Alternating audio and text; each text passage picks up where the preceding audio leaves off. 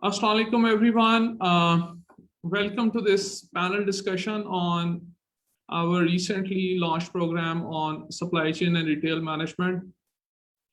So the concept behind this program is that there is a growth in various areas of and functions related to supply chain and retail management, and there has been continuous and consistent queries and indications from various individuals, professionals, and organizations that perhaps we should look at more intensive programs in certain different areas. And one of those areas that has been pointed out is supply chain and retail management. And as a school, also at Suleiman Daud School of Business, we have been focusing more on our MBA program, executive MBA, PhD, and undergraduate programs. But we had this sense prevailing for last few years that we need more intensive programs in certain areas where we see growth and need. So one of those is supply chain and retail management. So that's how it was decided that we launch a program on supply chain and retail management at graduate level. And that's the context where that sets the foundation for launching this program and having this conversation today. Now, as we launch the program, we also got sense that perhaps the understanding of what means supply chain and retail management is also something that we need to work on. And as a result, we thought that perhaps it's best to learn from those who have been in the field in supply chain and retail management, that what do we mean by this field? And what are the issues in this field? What is the progress that we have made in this country in supply chain and retail management? What are today's issues, challenges, and opportunities for innovation? And then going forward, what are the possibilities? What are the areas of growth? What are the avenues where professionals in supply chain and retail management can make an impact? And also for our applicants and professionals who are aspiring to make a career in supply chain and retail management, we can give some ideas of on these lines that can help them navigate as they plan their career in years ahead. So that's the idea of this panel discussion. And I'm very happy and I'm very thankful also that we have a very strong panel today. We have Marek Minkiewicz. He's managing director at Metro Pakistan, Cash and Carry. And we have Hamid Hussain, who is director at SSC, Service Sales Corporation Manufacturing, and also SSC Brands. So we have his company. We also have Haris Jamali, who is CEO of TCS Logistics and Group of Companies. And we have Ehsan Umar, who is executive in residence at SDSB, and particularly for the program on supply chain and retail management. I am Dr. Shakil Sadiq Jajja. I am Associate Professor of Operations and Supply Chain Management at the Business School at LAMS. And I'm also directing this program on supply chain and retail management. So it gives me pleasure to welcome all who are joining us on the social media and will be watching this session even after this session is over. This session will be floating on social media and you can find it. So I say good morning, good afternoon, good evening, depending on when you're going to watch this session. So that's the norm of digital world, you know. So we are joining from different places in the world, and this was already there, but this has become much more common now. Okay, so with this background, maybe I can begin from the introduction of this field of supply chain and retail management, and we can benefit from the experience of Marek, who has been looking into this field for, I assume now, for 2 decades, at least in this region or in this country, and we can surely benefit from his rich experience. So Marek, I would also request you to, before you speak, you introduce yourself, and I will be requesting the same for other panel members when I come to them. So if you can explain and also maybe give a brief introduction to of yourself, and also explain that what do we mean by retailing management in Pakistan, what are the different formats, and then what are the different issues that you have come across in this country. Thank you. Well, short introduction from my side. I'm Marek Minkiewicz.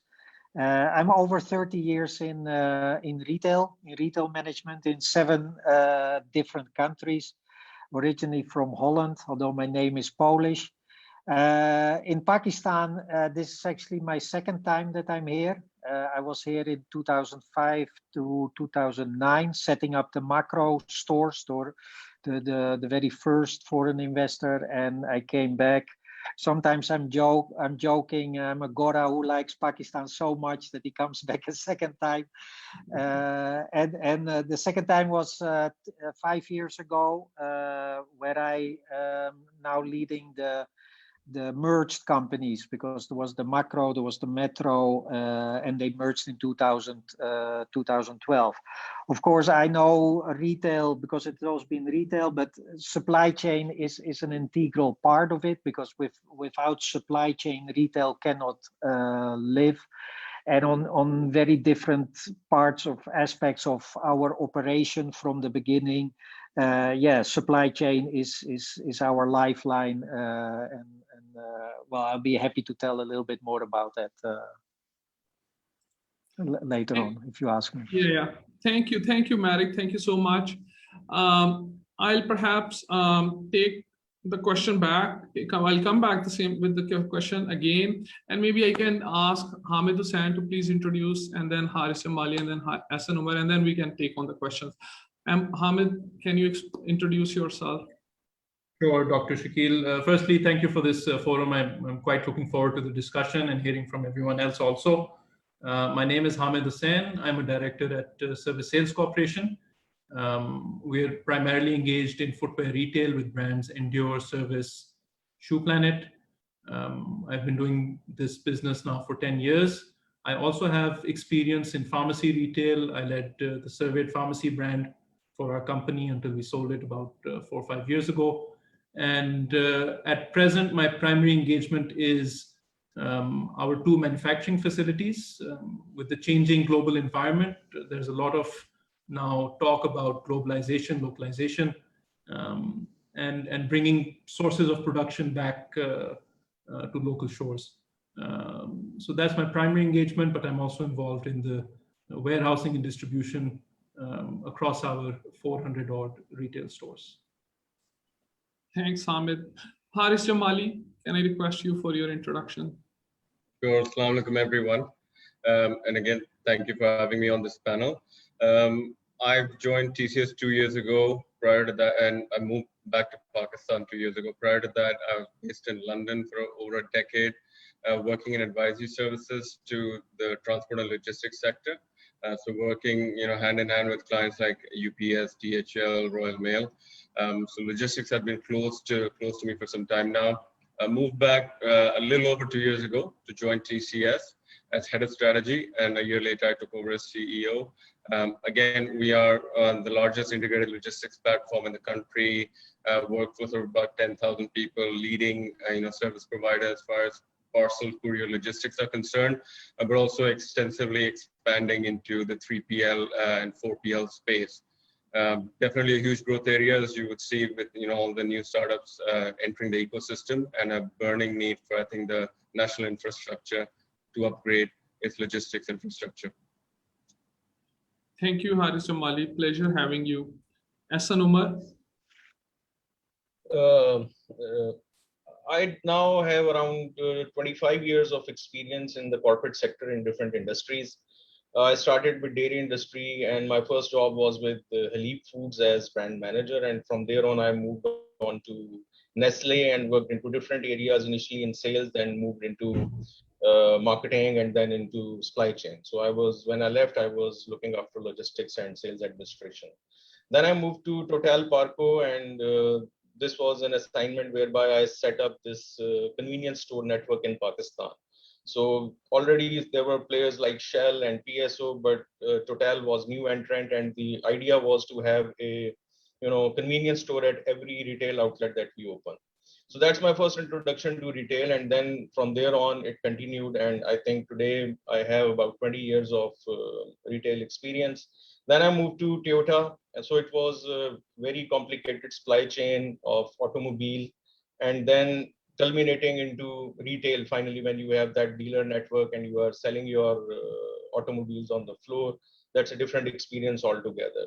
From there on, I moved on to Metro Cash and Carry. So Metro Cash and Carry, of course, is one of the most, I would say, complex supply chain, selling about 60,000 odd SKUs on the shelves. So I worked there as head of sales and then head of operations, and then I moved on to Service Sales Corporation. And here it was another experience to look into the retailing dynamics of a fashion brand and how it is integrated end to end. And then from there, I moved on to Crescent Textiles. So textiles in Pakistan is a business that I think everyone should experience. Again, vertically integrated, complex supply chain structure, starting from yarn to finished garment. So it's very detailed, I would say. And then my current job, I'm working with Masood Textile Mills as Director of Operations, and also working with LUMS and Dr. Shakil on this MS Supply Chain and Retail Management Program. And really excited to work with a great team and share what we have learned with the community at large, and all the participants will be. Thanks, Hassan. Hassan is working as executive in residence at SDSB for this program. So I come back to you, Marek. So you seem to be the oldest in town as far as this space is concerned. Okay, so you see, retailing for different people may mean different. And you see, in this program, our applicants might be coming without retailing background or supply chain management background, and for them, retailing might just be that you go and you buy things. But a person like yourself can appreciate the complexity it entails. So maybe you can tell us that what are the different areas within retailing management? What kind of complexities exist there? What kind of questions and issues and challenges you come across as and your team who is managing supply chain and retailing function, they come across? What can we understand from there?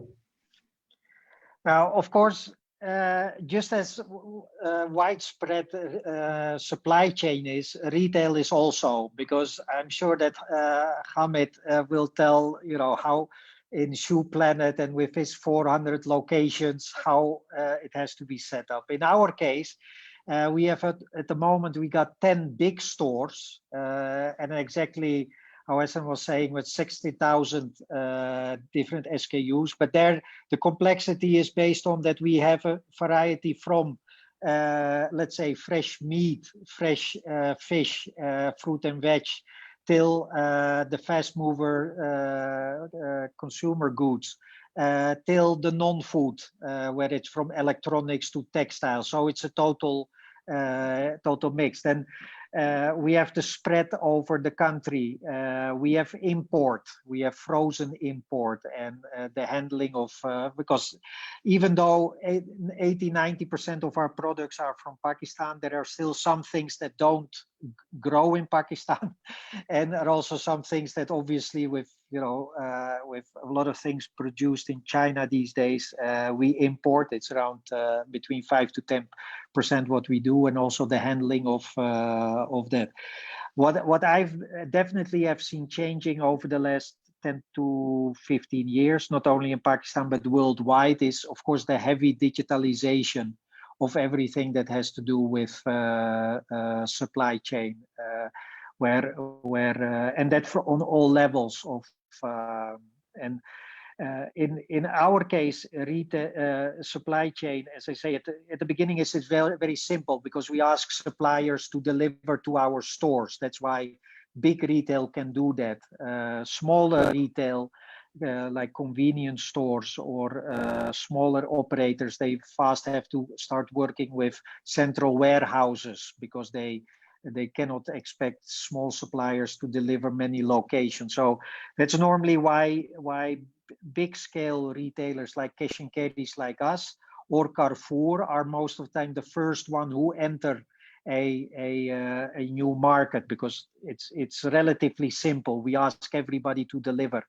Only later, when our number of stores is increasing, when we start importing, then the complexity starts to be different. And for example, we organize north-south suppliers that are small from Punjab. They cannot deliver, or they deliver with difficulty to Karachi. They can deliver to a central point, and we have trucks going full back and forth between Karachi and Lahore with a mix of products that can deliver those stores. So yes, as diverse retail can be, from, as I say, this large scale that we have to smaller scale or non-food.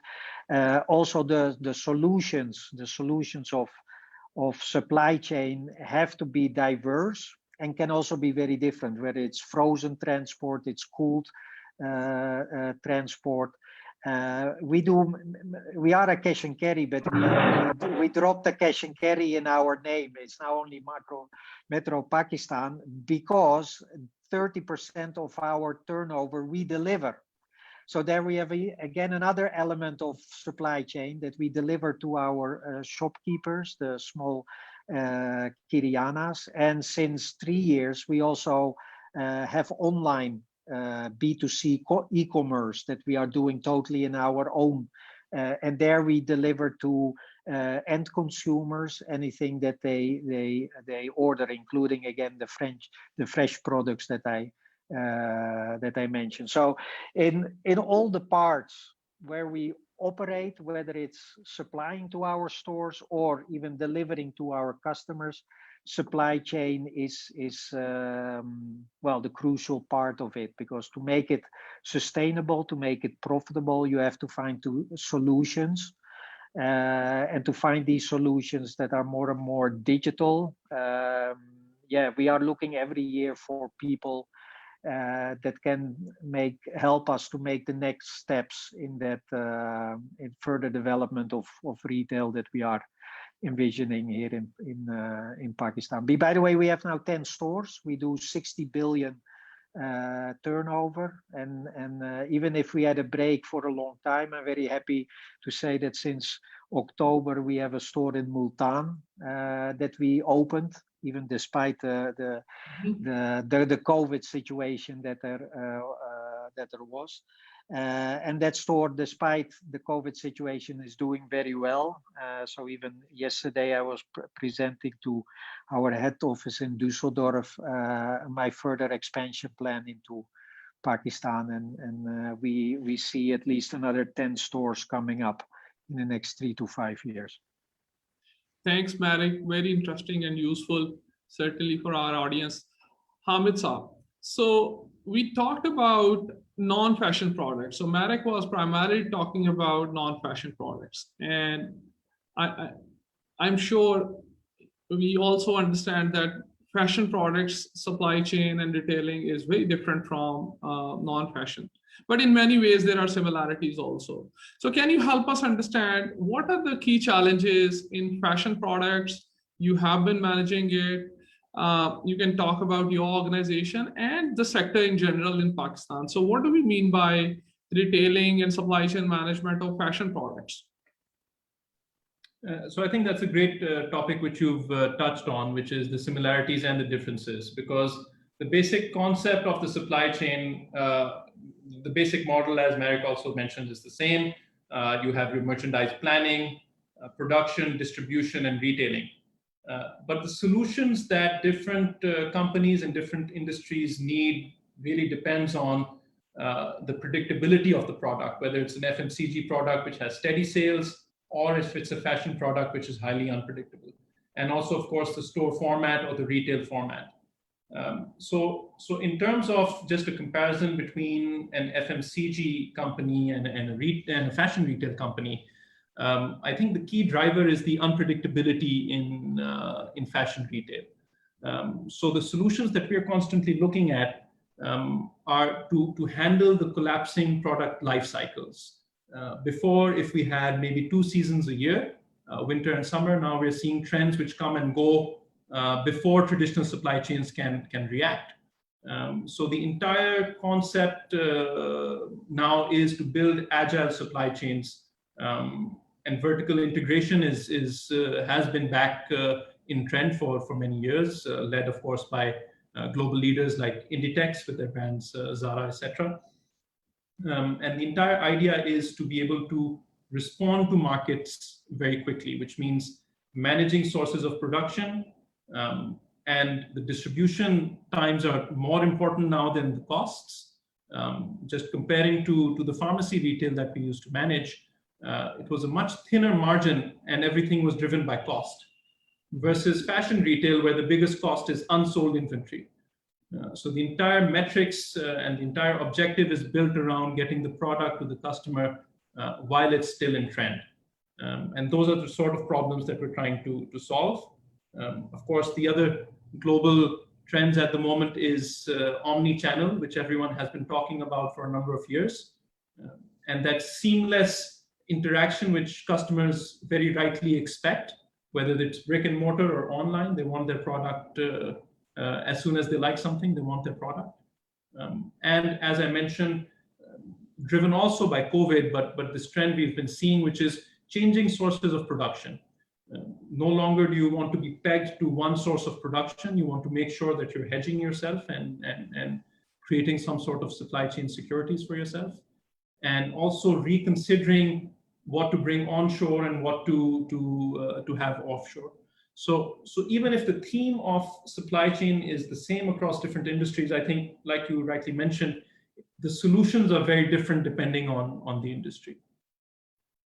Thank you, Amitabh.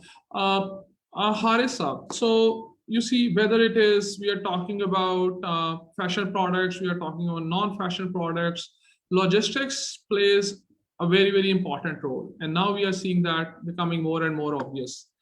And TCS is an organization, I would say, the one that started the logistics and couriering services and those things, and nobody was doing it. And can you tell us that what is, and our audience, that what do we mean by logistics management? And how does it underpin the success of industries such as or organizations such as Service or Metro and so many other organizations? Sure. Yes, and as you rightfully said, I think in sort of 83, TCS pioneered the courier market, and we developed out of documents and now slowly migrating into parcels. But as an end-to-end sort of logistics operator, we play a critical role in overall supply chain management for our clients, right? So agility is critical, but so is real-time visibility, reliability, and convenience for the customer. So again, as we talk about different sectors, we have a portfolio that transcends from banking, which was our core base about 4 decades ago, and now we migrated into healthcare, fashion, online marketplaces, pharmaceuticals, and the list goes on and on. So the challenge with supply chain management from a TCS perspective has to basically keep this river, as I see this network which spans from north to south of Pakistan, touches every major and minor city in the country, and keep it connected in real time. And we are obviously almost have to be agnostic in terms of what is going through the network to ensure we serve all our customers. But then at the same time, you sort of need to integrate the entire process, especially the planning process internally, just to generate those operational efficiencies, right? Because that's what people pay us for. It's not just about delivering on time, which we do. It's not just about building their trust so that businesses can be built upon that trust, which is where TCS positions itself as a platform of services. But it's also about passing and sharing those supply chain efficiencies that come with scale, right? And technology has played a big role in that. So we are on this exponential growth trajectory, not just due to our internal engine being digitized, but also that of our customers. So, you know, the e-commerce was the spearhead, which already starts from, you know, digital first customer that needs a reliable logistics service. You know, in all developed economies or developing economies, nobody can afford to set up the entire infrastructure, you know, regardless of their growth. They can't commit all the funds to logistics and transportation. They need a supply chain partner because they have to divert their working capital management towards other higher ROI areas. So we see our role as a critical partner for all our clients. And again, don't forget, for us, it's also just the 900 plus express centers, right? I mean, we have a slightly different definition of retail in our own ecosystem, which are the express centers that you see up front. Again, they are migrating into experiences because we've moved beyond just the service element of booking your document or your parcel. If you walk into our center, you can pay your bills, you can sort of register, you pay your tax challans, we deliver Nadra cards, we deliver license plates, we deliver passports.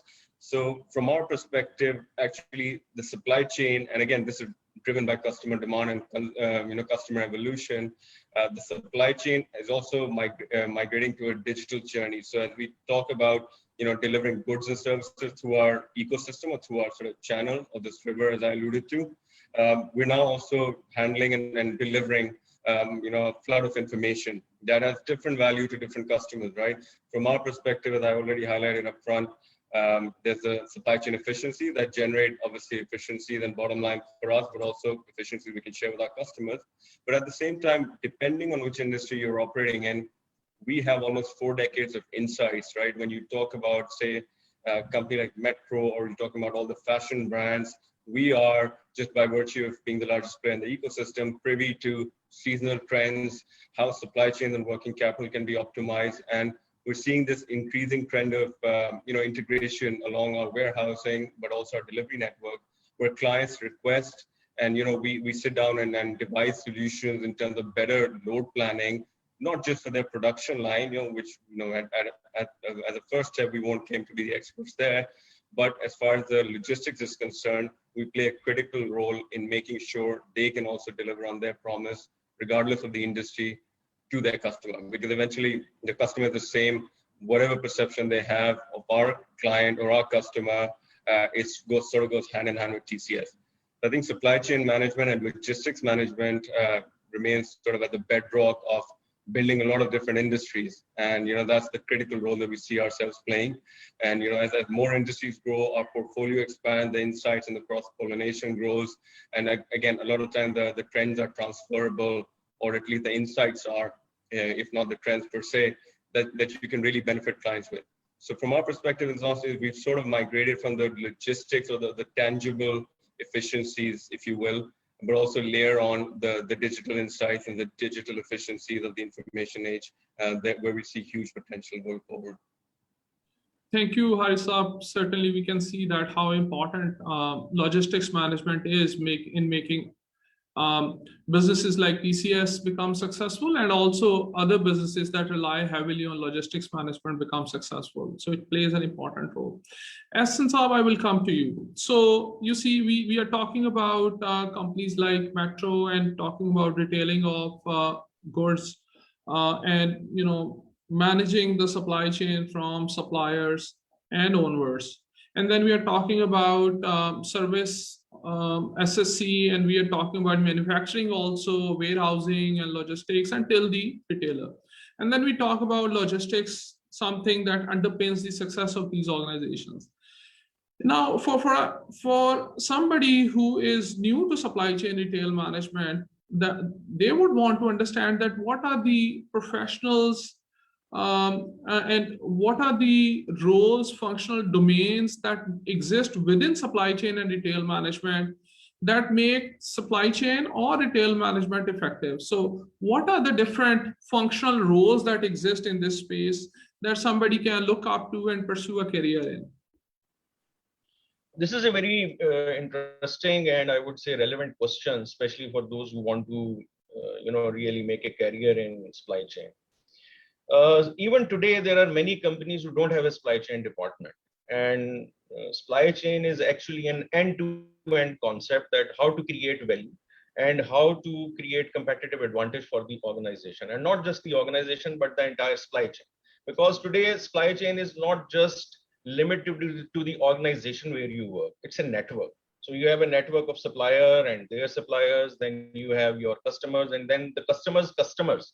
So actually, supply chain is a network of many organizations, and you have to really create that alignment across the supply chain, which will bring you the competitive advantage.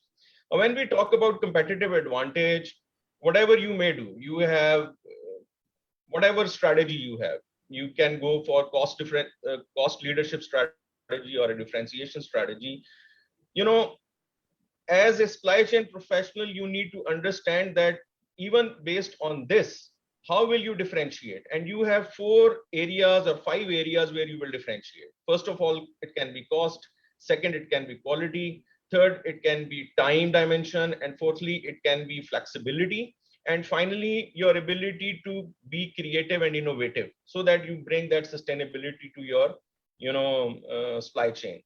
So when you look at all these things, how I look at it, the whole process starts when we come to its functions and putting it together into one, supply chain department within the organization. Or even if the functions are still not, integrated under a supply chain department, you should have understanding of what those functions and roles are. So it starts with demand estimation. You need to really be able to estimate demand. And as Hamid was saying, that the key difference between a fashion retail and FMCG or other businesses is the ability to forecast demand accurately. And then this determines your supply chain design. So first function in any organization you go is demand estimation. And when you link it into manufacturing organization, there is a separate function which looks into planning. So planning of how to meet demand, which is production planning. And then you have how you will, really produce products which are to be, delivered to the customers, and how the machine level planning will take place, and how the material will be planned. So there is material resource planning, and there is, then capacity resource planning. So CRP and MRP are the key functions, and all of this come under the umbrella of PPC. If you go into FMCG, there is a sales, planning department, and there is, every brand is planning their, forecast. And if you go to a business like Metro Cash and Carry, you have a, army of buyers who are actually planning their categories and their products. And same goes for a fashion retailer, where you have merchandisers who are planning their categories. So this is one function of supply chain where you plan demand. And then second thing that you need to understand is the product characteristics. That what is the characteristic of the product? If you have a product that has, some history, then it is easier to determine demand. If you are going to launch a new product, it is difficult to determine demand. And if it is a fashion product, of course, it has different demand. So that is one function. Second comes the quality itself. When you are producing or manufacturing a product, the quality needs to be ensured. So this quality function, or being as a supply chain professional, you should be able to understand that what is quality assurance, what is quality control, what is the difference between them, what is inline quality, and then all these quality functions, how they have to work in sync with each other, and you are not repeating things. So quality management, or being able to deliver quality product to the customer as per the specifications, is important. Then another important area is vendor development, because no organization can produce everything by themselves. As Hamid was saying, that you need to have a base of suppliers. Some suppliers you will develop offshore, some suppliers you will develop inshore, and then you will have your own manufacturing capabilities. And all of this will determine that what kind of supply chain you are going to make finally. If it is a efficient supply chain, then you are following make to stock strategy. And if it is a responsive supply chain, then you are following make to order strategy. So this understanding for a supply chain professional is also important, that how you will design supply chains.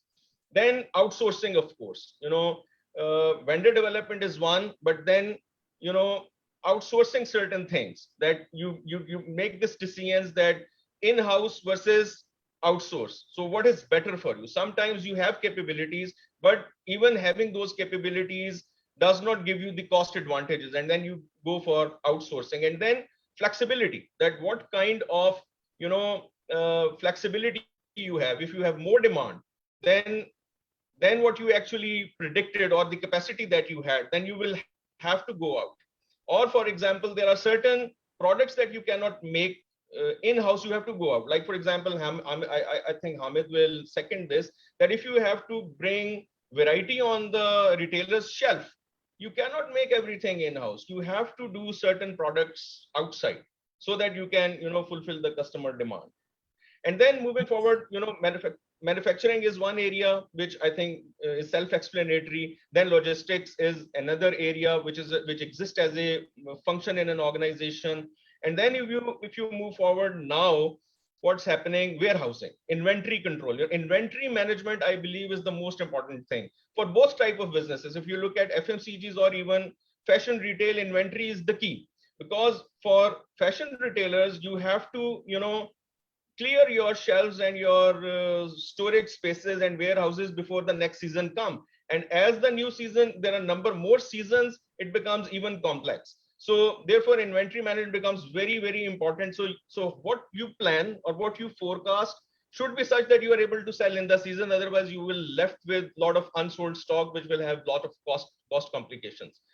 If you come to FMCG side, there is a distinction between fast moving stock items and slow moving stock items. And then there becomes a big challenge to really ensure that you are not having a lot of money, cash tied up into your stocks, and you have to really work it out. And then pilferage. So inventory, just keeping inventory, it just damages, or it evaporates. So you have to have those controls in place to manage inventory. And I think the latest what trend is e-commerce. So when the business model is shifting to e-commerce, then everything at the back end is warehousing and inventory management, and your ability to deliver it to customer at the right time, at the right place, in the right quantities. So I believe all of this, or these are different functions within supply chain. And as a supply chain professional, you need to develop these capabilities and competencies to understand that supply chain is end-to-end. Supply chain is there to create the competitive advantage, and supply chain is there to create value end-to-end. So to me, this is the summary of this whole thing. Thanks, Hassan, for pointing out all the different options within supply chain and retail management where professionals can develop their career and get in more detail. Marek, I will come back to you. And I think now I would request the panels to reflect on the recent innovations that have been happening in retail sector, in manufacturing, in logistics, and what is that has been creating vibrations within the area that you are competing in. So for example, Marek, if we can have sense from the retail side and perhaps the non-fashion retail where most of your business is. I will. You call it non-fashion. I call it the food retail. Brilliant. I operate. Right. The food retail that I I operate in. And of course, in my time in Pakistan, I've seen how fast the development is going. I remember the time that Imtiaz had 2 stores in Karachi, one of them in the EOBI building at Sheriff Faisal. And Al Fatah was a store at Liberty Market in the basement with no parking and difficult accessible. And I've seen, and it's not because we made them change, but I think that the moment that Metro and Macro came and later also Carrefour, they thought, yeah, if we don't change, then they will take over. And well, everybody knows how Imtiaz developed, and they developed out of Karachi and are also now in in Lahore and in Gujranwala and in other places, and also Al Fatah that went out of the basement, even when it burned down 3 times, but overnight. But they went out of the basement, and they also built more stores with more convenience of parking, and they also went for smaller formats. So you see things changing, and then even a company like CSD, which is also a retailer. I remember that how those 15 years ago, those shops looked like, well, rundown utility stores, with due respect. But if you now look at some of the CSDs at Sarwar Colony in Lahore or Cavalry Ground, yeah, that's a modern supermarket, and that's the trend that is definitely there, and that will continue, and it will only go faster. So that's one thing. And why is that happening? Because of also the consumer is expecting more. Consumers are expecting quality. Consumers are expecting the warranties on their products to be correct. They want to be sure that fresh products are kept in proper conditions. They expect that the milk is milk and not diluted, and that beef is not donkey meat, and things like this. There are more and more and rightfully expectations of that what is being delivered by food retail, that is of better quality. And a second trend of the customers is that they want to have a choice. Some customers will want to go fortnightly or monthly to do big shopping at Metro or at a Carrefour or Imtiaz. Some customers, they rather want to buy in a neighborhood shop. And by the way, we are opening franchise Freshly shops. We have now 25 of them in bigger Lahore. And then there are also customers, and that was really pushed through COVID in a fast lane. Customers that think, yeah, I don't want to go to a shopping mall. I rather want to spend time with my family at home, and I order it. There are apps, we do it, the other retailers do it. There are also startups doing so that's a big development. Of course, it's still small, but because of COVID, that was also our experience, that it was growing very fast, the e-com food delivery as such. And I believe that the customer will want to have this choice. I don't think that brick and mortar will disappear. I don't think it will all go in smaller convenience shops. I don't think it will all go to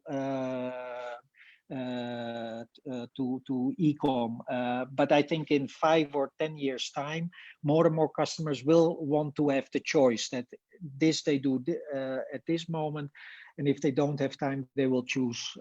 And if I add to this that in Pakistan, half of the population is under 25 years old, and there is a whole generation that never saw a normal, for me, normal telephone, but they all have mobile phones, and I see how savvy they are, ordering from Food Panda or other things very easily on their mobile phones. Well, in 5 or 10 years' time, that generation, the mobile phones will get cheaper, the apps will go faster, the consumer will have more money, and it will be much easier at that time to order. And we as Metro, and I think general and retail is preparing themselves to serve the customer in all their forms of buying as they want to do, because yeah, the customer is the most important. He wants to have the choice. He wants to have the choice buying big, buying, going to the neighborhood shop, or buying online. So that I think that those are the main trends don't ask me how it will finish in 5 or 10 years, because if I would know that, I would work on the stock exchange, but not in retail. but definitely all these trends will develop and will develop also very fast in Pakistan. Thank you, Marek. So we see that there are new players coming in, existing players changing themselves, becoming better and better.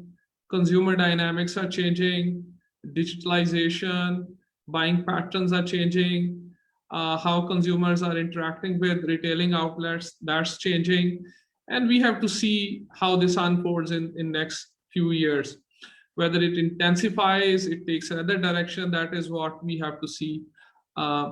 Okay, so let's come to the other side. Hamid Saab, I'm coming to you. So that's the food side, as Marek was putting it. So now let's come to your side. I mean my way of the fashion products and also manufacturing. And if we ask you that what kind of innovations have been happening in this space in supply chain management, and I mean things that were counterintuitive, that were looked at differently, but now they are looked at differently, and things which were not considered appropriate in your sector, but now they are becoming a norm. And they are challenging the existing knowledge and understanding and practices and setting the new norms. So what is happening that is that in your industry or in your side of the business? So I'll talk about a couple of things. One aspect which I think Service Sales Corporation is handling well, and one area that of new trend which we're sort of missing out on.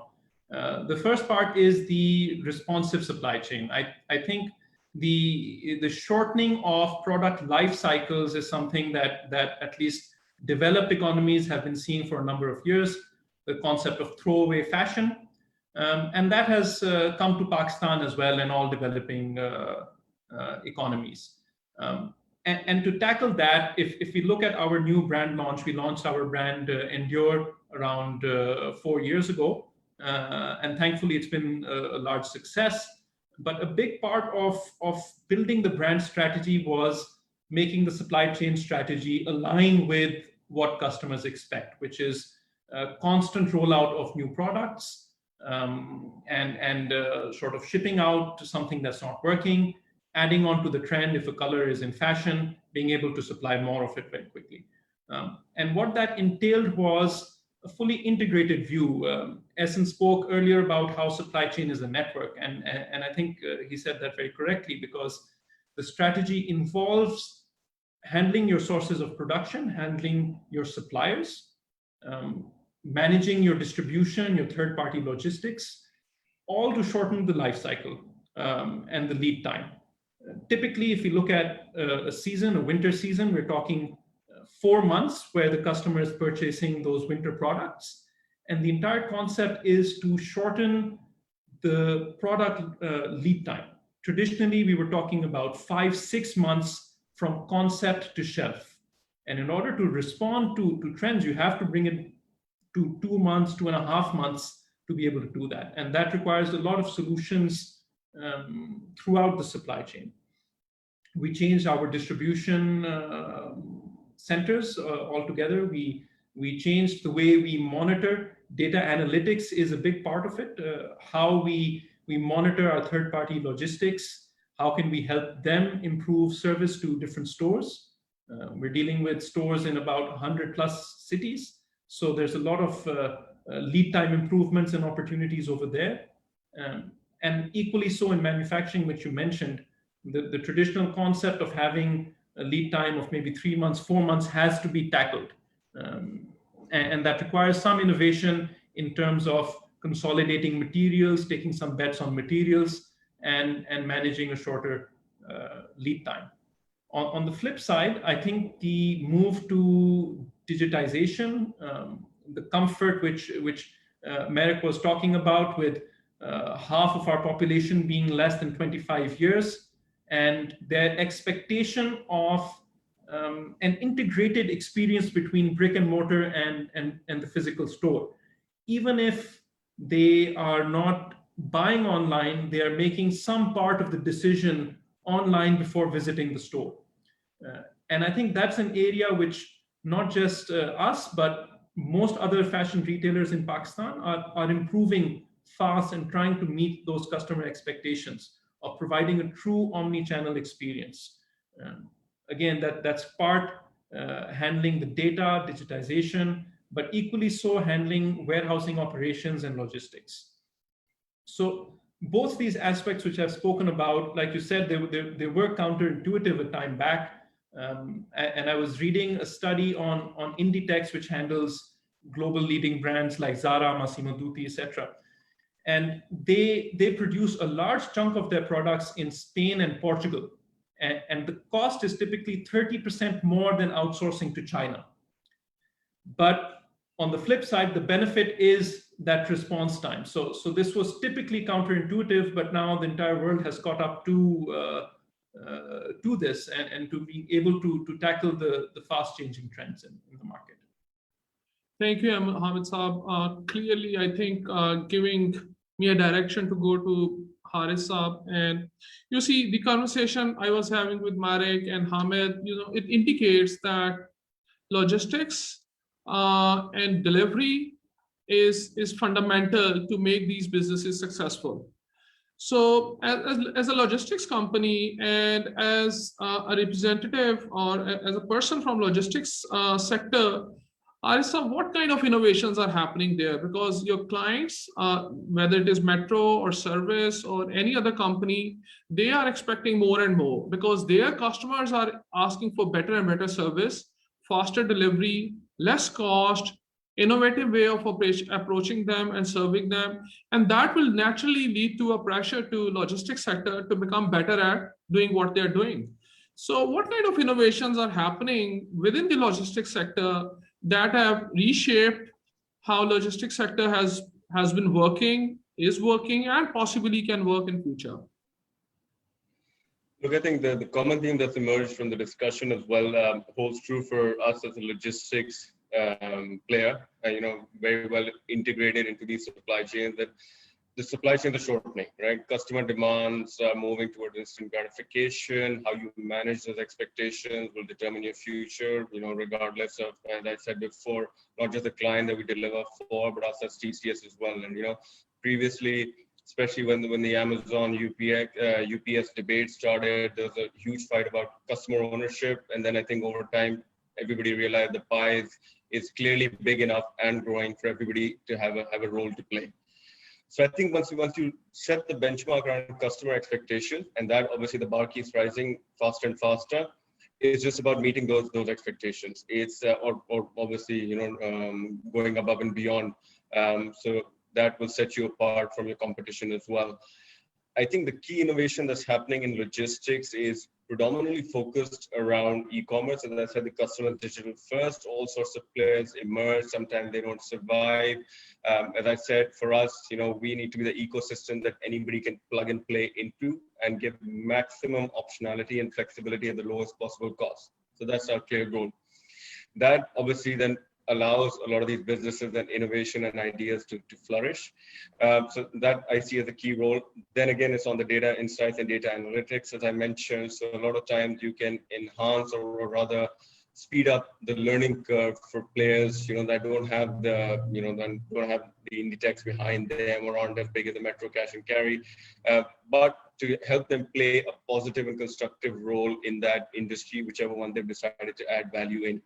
And the other major innovation that is critical, and it's there in other broader supply chains as well that we discussed about, is around sustainability. So I think the key focus that's shifting now for this entire ecosystem in general is that people have realized, it's not just about growth at any cost. People are now very conscious of the cost, and again, that leads. I see examples of that from just pricing visibility vis-a-vis old traditional players like TCS is always being compared to, the first startup that emerged around your neighborhood and how cheap that is.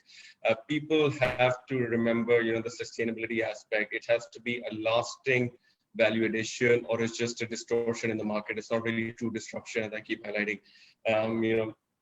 On other forums, you need something that will outlast clearly all of our lifetimes. Hence, the business will be sustainable. It will grow beyond us. It will grow to other generations and provide values in years to come. So I think, we are innovating and constantly testing electric vehicles, electric bikes. We have other forms of sustainable packaging involved because we're very conscious, even from our own bottom line perspective, on the cost of that and the efficiency that's providing to our customers. So we are also looking at every single aspect of our supply chain, again, very much integrated with our customers. And the other innovation, along with sustainability, the only way you can make this work is through a partnership model, right? That's the other thing we've realized and very consciously working on over the last 2 years. There's no longer terminology of customers in TCS. We talk about partners. We're partners. We're forging partnerships, even from the individual consumer that just walked into an express center. A lot of times, even they wouldn't realize the number of services we offer. So you enhance that partnership, and then with the broader players around 3PL, you are increasingly integrated into their warehouse, providing most of the services ourselves to better plan, load match, and just give better cost efficiencies to everyone. So I think from our perspective, the biggest innovation is around just interactivity with the customer. Again, as I said, it's a singular focus as far as TCS is concerned because we're partners with our clients. And they're just ensuring that the lead times are as short as possible, the cost is as low as possible, and then the expectations are exceeded. And going forward, this is showing us huge headroom into digital payments and other payment solutions as well, because I'll conclude by saying, as the largest e-commerce delivery player in the entire country, we handle billions of cash over each month or each day, which then poses its own risk. It has certain trust factors. E-commerce was rife with trust deficit a couple of years ago. COVID has changed that, but also the players like ourselves, Daraz, leading the way and building that trust. So, as quickly as we become more digitized, these risks will go away. Hence, if the risk goes away, logically the cost goes away as well. And you will end up providing maximum certainty, hence the lowest cost of ownership, and hence the lowest price for everybody to win. So I think sustainability is the key theme, driving all of this at the core. But again, I've highlighted a lot of variables that any supply chain professional can decide to play a critical role in. And I'll also add to this point, depending on obviously going by the nature of this panel, I think as a nation we are always short on talent and talent that really is specialized. There are very few universities sort of studying these fields as an area of expertise. That's an area we as a nation do need to catch up on, and the opportunities are limitless with platforms like TCS and a lot of my sort of esteemed colleagues on the panel as well. Thank you very much, Haris Saab. I think a lot of innovation and a very good point regarding the talent. The supply of talent has to be there to fuel this innovation everywhere in supply chain and retail management. And growth is there now. We need talent that can sustain that growth. Now, if I can pick up this point a little bit more, and maybe in last 2 or 3 minutes, I can read your mind. That growth is there, we need talent. What is the advice that you can give to those individuals who look up to this growth and seek opportunities within various areas of supply chain and retail management? Quick comments from Marek and Hamid, and then I will ask Hassan to please summarize. Well, I want to say something about what Hassan was saying, because he said every company needs a supply chain department. Yeah. Well, we definitely have. On top of that, I have a 7-member management team, which works like a board. And one of these persons is responsible for supply chain. So supply chain that also shows the importance, what we are giving to it, and the importance it is for our company. It's really on the highest level that everybody is involved in that. And in my experience on what people we are and who are successful in that, and that we also recruit and have in our teams is, I see often a combination of people that, they love data analysis, because supply chain and finding optimal solutions in ordering and replenishing and the best cost options yeah, that is a lot of cranking on a lot of data, but in a combination with like a pragmatic, hands-on way of working. In our case, that means that you have to see how fruit and veg suppliers or how it's bought on the subsidy mandi, to how you can do the best cross-dock supply lines from and that is something, if you think that interesting, that combination of those two things, yeah, then it's something you should look into definitely, and as a career development and go for supply chain logistics and retail. Thank you so much, Marek. Very useful advice indeed. Hamid Saab. Gee, I'll just add on to that. I think that's very well said, because it is an operations field at the end of the day, and it requires, of course, an analytical mind, a problem-solving mind, because there's always a supply chain model, and then there's reality. There's a lot of failures in between, so you do need that problem-solving mind. But at the end of the day, everything is happening in a physical space. You have to understand. You have to be willing to sit on the trucks and go on the supply routes to really get a feeler of what's happening. And here, I think the role is not just of the institution, and I'm really excited with the program that LUMS is offering, but also with the industry, with all of us who are sitting here and other companies, to provide some exposure. I saw the program that it has an internship element, which I think is fantastic, because that's what lends towards that mindset of analytics, but with a hands-on approach as well. Thank you, Hamid Saab. Very well pointed out. And Asan, you see, what I can summarize from what Haris, Marek, and Hamid have said is that this is happening. This is an active field. So there is one theorization, or you can say understanding, in your boardroom, in your meeting room, and when you go to reality, you have to deal with Aarti, as Marek was earlier pointing out. You have to deal with Sabzi Wala, and you have to deal with everybody, right? So you always have to recalibrate, re-navigate, and then make your way through and solve those problems that you come across. So Asan, if you summarize, if you can put the conversation that we have been having, that what is that a person who is looking up to our program and is trying to understand the field of supply chain retail management, what is that person can take away from this 1 hour, and how that can help that person navigate through the career? I know I'm putting you in a difficult question, and I also giving you very limited time, so I'm kind of testing your academic partiality in you. Okay, well, really it's a challenge and a difficult question to answer, but building on what Marek and Hamid has already said, I think they have very rightly pointed out the challenges where the lead times are becoming shorter, where your quality requirements are higher. When we talk about fashion, customer is more demanding in terms of embellishment work, in terms of fashion, that is evident. So and then, as Marek has said, that it's a real world test. You need skills. So what about these skills? So when we talk about the supply chain professional, I think a supply chain professional really needs to prepare him or herself to learn these skills and then be able to apply it and practice them.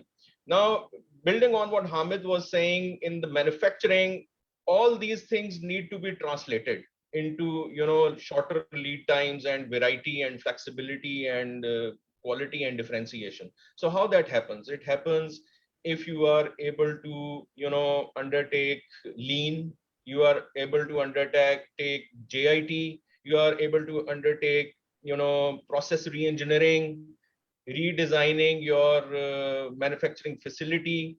Then costs. In order to bring costs down, you need to understand optimization techniques. So you need to really make a decision on where should be your warehouse located, so that it is optimum in terms of building cost, in terms of transportation cost. Retail location, what is the right location? which will fetch you the big ticket customers and the convenience of customers and accessibility and all those things. So the program at LUMS actually prepares you for all those things. So if you have to deliver on these competitive capabilities, you need to acquire those capabilities, and those capabilities need knowledge. These capabilities need skill.